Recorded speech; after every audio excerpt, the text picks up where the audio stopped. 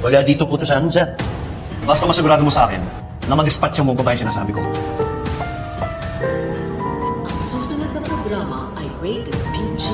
Ito ay nangangailangan ng patnubay at gabay ng magulang para sa mga batang manonood.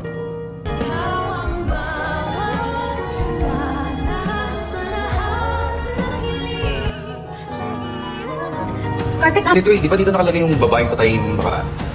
Sa patuloy na paghahanap ni Lynette ng mga labi ni Irene ay matutumbok na ni Tisay kung saan dinala ang bangkay nito. Pero duda naman ako kay Jean Padilla dahil binayaran ito ni Carlos para hindi magsalita na naandun nga ang bangkay ni Irene. Isa pa ay papahabain ni Derek at ng mga writers ang kwento sa pagpaslang kay Irene. Kaya malabo pa sa tubig kanal na ngayong buwan ay matapos na ang kasong ito at maparusahan si Carlos dahil tulad ni Moira at ni Zoe, malamang after 10 years pa yan bago maparusahan. Haha, char! Tapos magbabait-baitan sa kulungan para makalimutan na naman ang mga kasalanan nila. Haha, charot-charot ulit. Sa kabilang banda, dahil nga walang tiwala si Robert kay Carlos, ay papasamahin nito ang kanyang anak na si Annalyn sa magiging bakasyon ni Carlos at ni Lynette.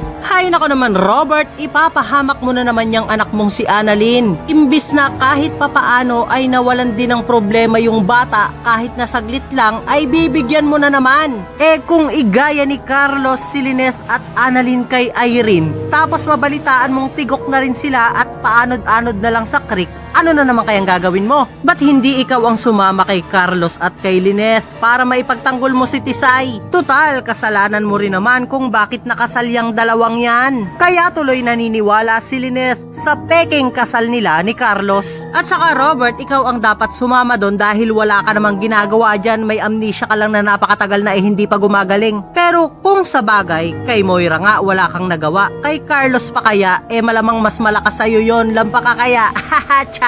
Kaya naman kung isa ka rin sa mga nagnanais na sana naman ay hindi tatanga-tanga yung mga bida kahit saglit lang, ay huwag mo naman kalimutang mag-like, share, and subscribe, and please hit the notification bell. Salamat sa panonood.